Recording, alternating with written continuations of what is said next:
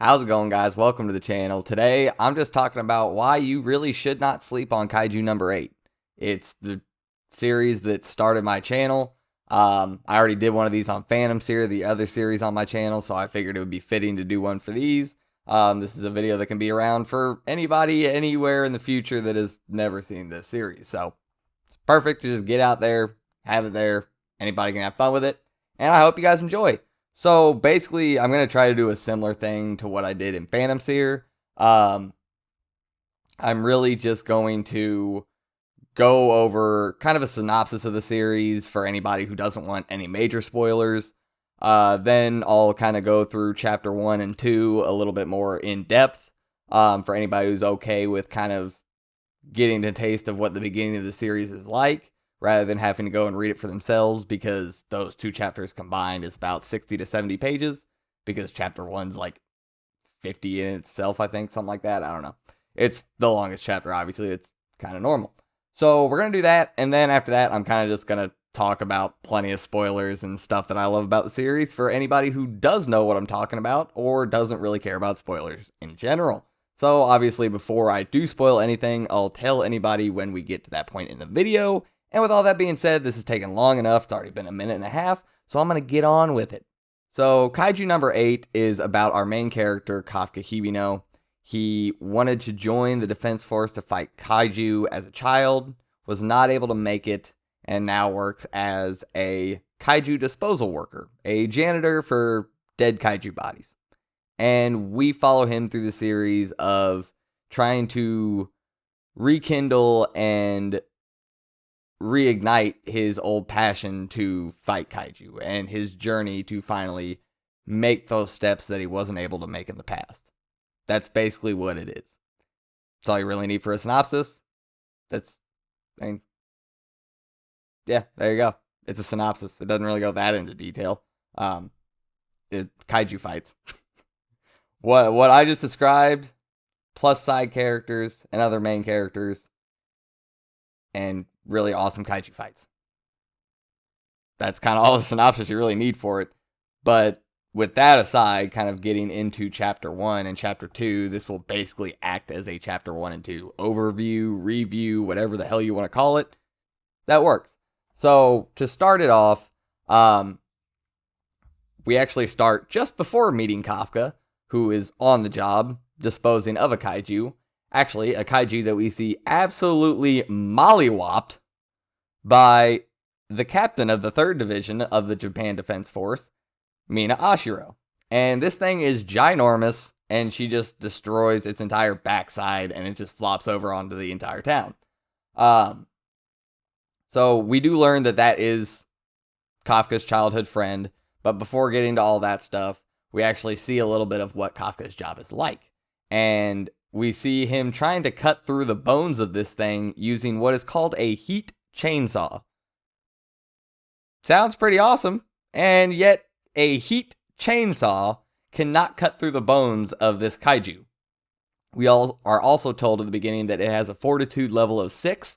We will learn more about fortitude level and how you can kind of gauge that in the future.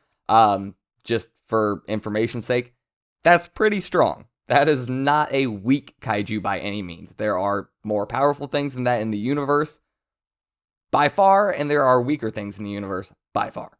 So it's still pretty impressive to just annihilate its entire backside. So yeah, getting to that, he tries to tell one of his coworkers not to lift this organ sac looking thing up, because if he overstimulates it, it will and then it explodes. He can't even get out the whole sentence, but it does tell us that he is smart. He knows, at least when it comes to dead Kaiju, he's smart. Because with just taking a look at this organ being lifted up, he knew what was going to happen. He knew the risk involved. He was very quick to tell them to stop. Means he's very smart, very quick to thought.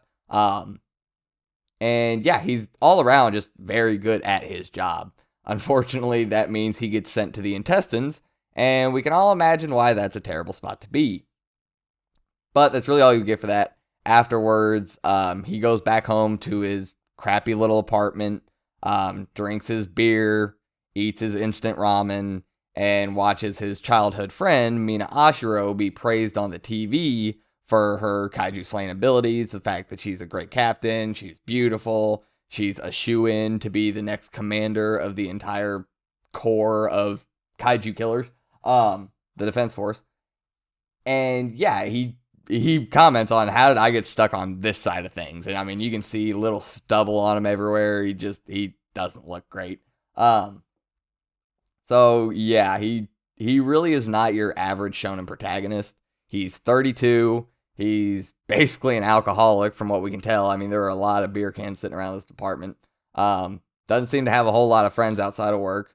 Childhood friend left him in the dust and now is like famous and loved by everybody. So yeah, he kind of sucks. I mean, it'd be one thing if he was like 21, 22. Like, okay, yeah, he kind of fell off, but I mean, he's got plenty of time to get back on the horse when not. He's in his 30s. It's kind of now or never. So after that, we get to work the next day, and he has a hangover, obviously, judging from all the beer sitting around. And he runs into our other main character, Rino Ichikawa. They do not get along very well at first. Rino actually has dreams of joining the Defense Force and gives Kafka a lot of shit for giving up on joining the Defense Force because he was told that was his dream. And they kind of butt heads at first, but throughout the day on the job, they start to get along with each other a little bit better. Kafka gives Rino his tea, I think it was. It was like a tea juice box thing. Gives him that because they both got sent to the intestines, so appetite not going to be that great.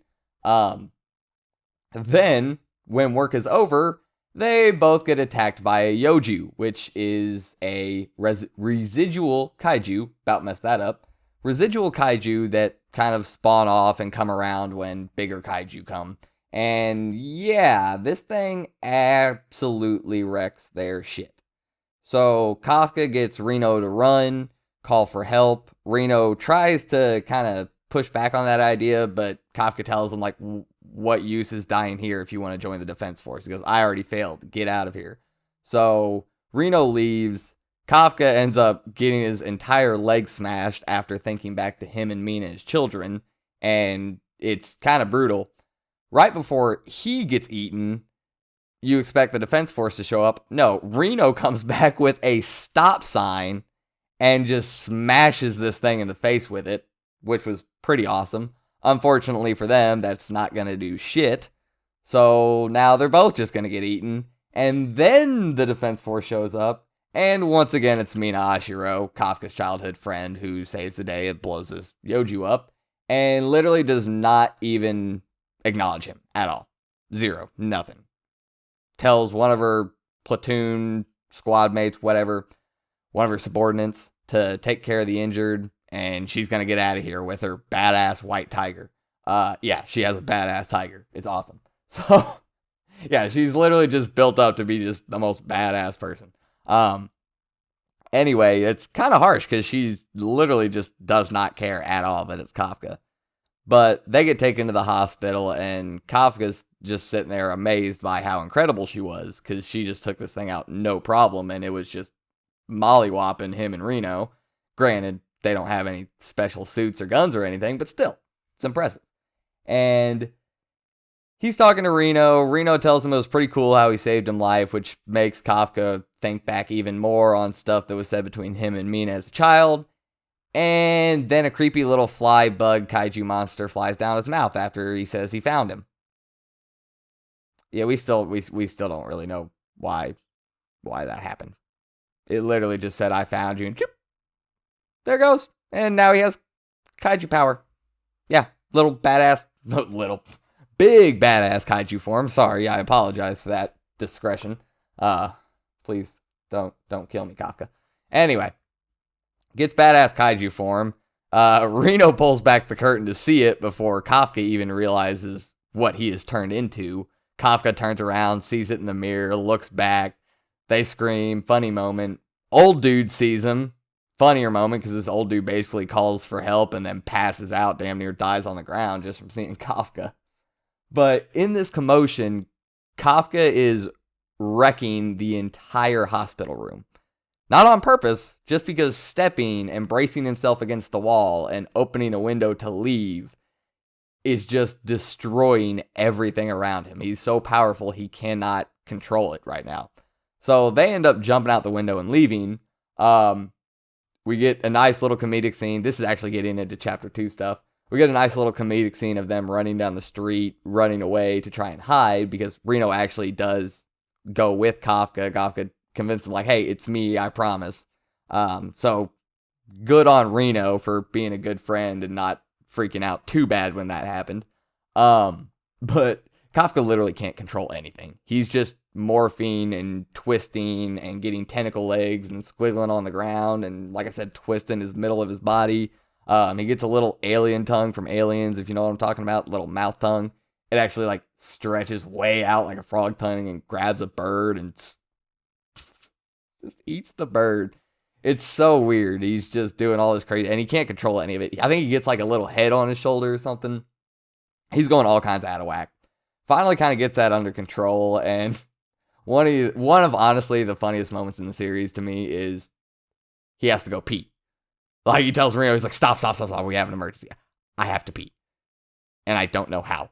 So he's just standing here in the middle of the street, doesn't know how to pee in this form, ends up just peeing in the middle of the street. I don't know if it's on himself, on the street, I don't know what, but he gets this stupid anime face, and he starts talking about, what man would want a woman like me now? Reno tells him, like, you're not a woman. No man wants you anyway. Stop. Quit it. Come on, we gotta go. So it was a funny moment. But they go on, and Kafka actually ends up hearing another Yoju. And it's coming from underground. It ends up attacking a woman and her small daughter. Woman gets trapped underneath a cabinet, bookshelf, whatever the hell it was. Tries telling the little girl to leave. Little girl scared, can't leave. Last moment, full panel. I mean, this beautiful full panel of Kafka just laying into the side of this Yoji's face. It's the same type of one that attacked him and Reno, except this time it's not a stop sign. It's a supercharged kaiju fist just deforming the entire side of this thing's head. Keep in mind, this thing's head was like probably 4 or 5 times the size of Reno and Kafka put together as humans. So this thing's pretty big. Kafka's not that big in his kaiju form, but he annihilates this thing's face. It gets right back up, though, after he scares the hell out of the little girl in, obviously, scary demon form. Then, instead of wrecking its face, he decides to wreck its entire shit and leaves, like, an arm, some organs, and red rain. Yeah. Kafka's just a little bit of a badass. Reno even says he's looking up at it dumbfounded, like, that's not something you should use on a person. No, it is not. It's very, very much not so. There would be nothing left at all. I'm pretty sure a human would be vaporized by that shit. So yeah, that is your big, grandiose, badass moment to go, okay, I kind of want to see more of this, because trust me, when you see that on panel, you want to read more of it. And I assume when we eventually get an anime, because this thing's been selling enough, this series has been popular enough, it will probably get an anime. That's gonna be, I'm assuming, I mean, you can get through a lot in an episode of an anime compared to one chapter of a manga. I'm assuming that will be the end of episode 1 or maybe 2. Honestly, I think maybe they could do it, the bug flying down Kafka's mouth at the end of chapter 1. That could be the end of episode 1 with the kaiju form reveal. You could definitely do that, but end of episode 1, episode 2. It'll be an early point to get people interested in this, because it's gonna look awesome. Imagining this animated in 2021. Everything looks good animated in 2021. I know a lot of people are, oh, this looks bad, that looks bad. I'm not that picky about animation. Most of it looks really, really good. When it comes to like officially animated animes, saying that word too much, most of them look great. So no matter who does this, it's gonna look good. You don't have to shit. This could look like 2000s Naruto and it would look good.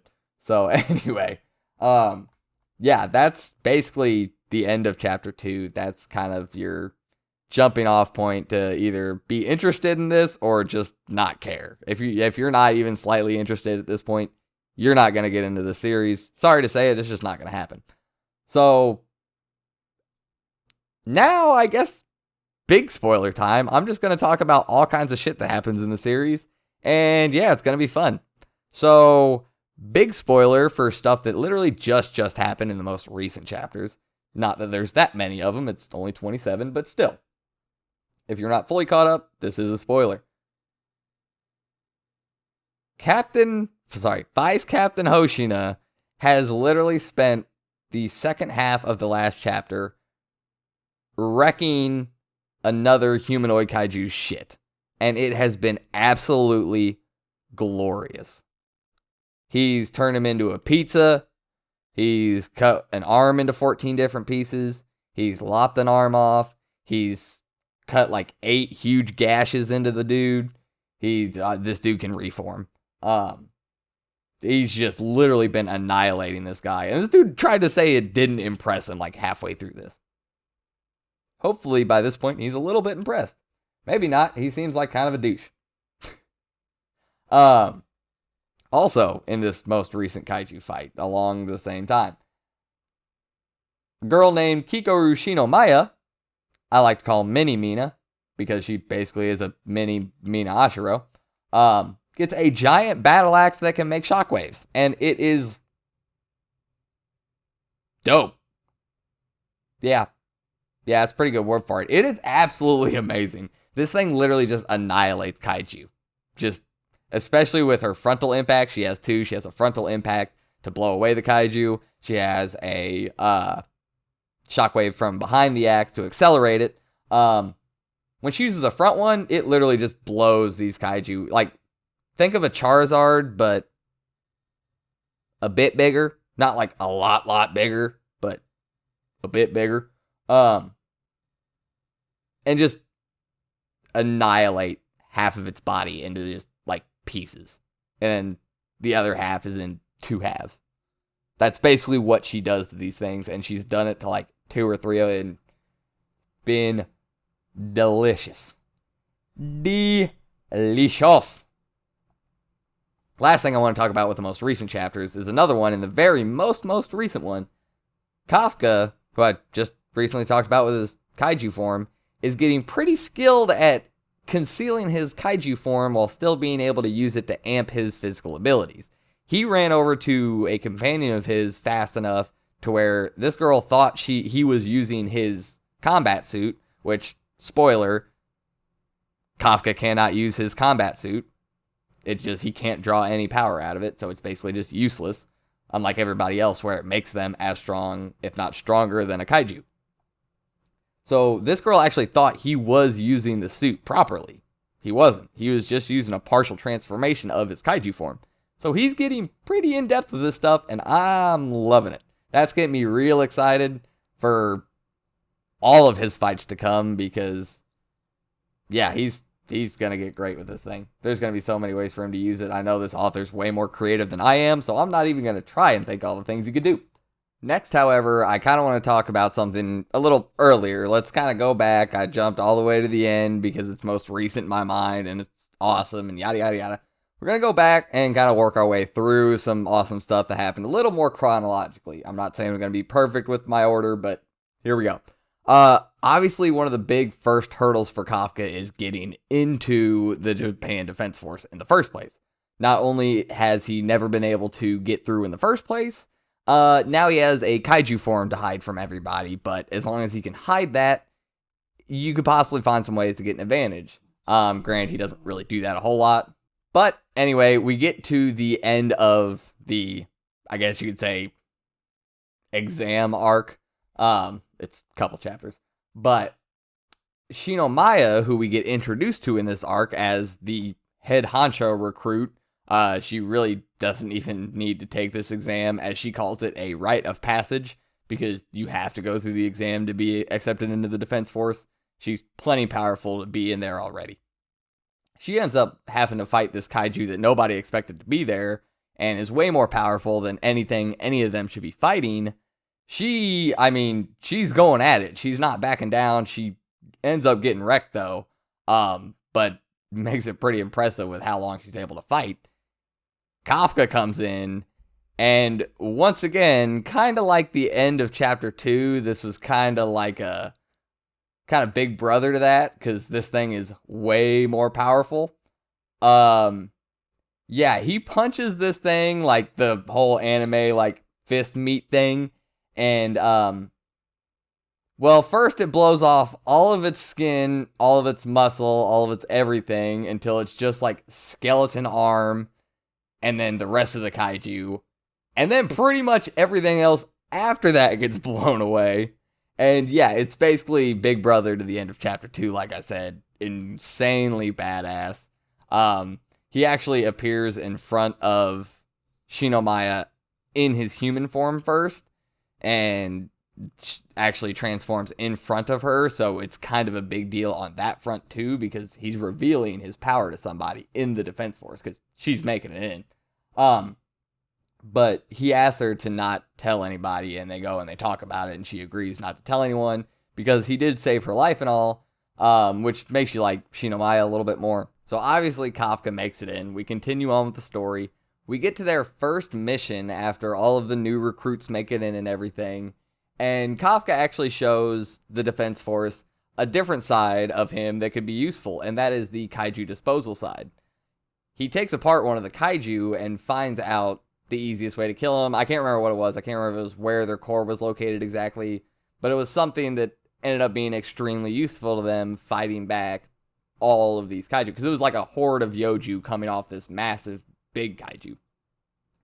So, not to be outdone by her childhood friend that has just recently joined as a recruit, because he's not even actually an officer yet. I think he's called like a cadet or something. He's like on waivers, I guess you could say. But yeah, not to be outdone by him, Mina whips out a giant, just fuck off cannon and just slams this massive kaiju and just obliterates like a third of its entire body, which is basically its entire huge ass head.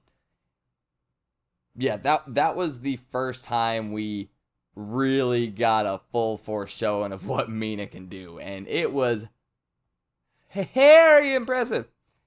After all, she is the captain of the 3rd Division. Should be pretty impressive. And my god, it was. Holy hell.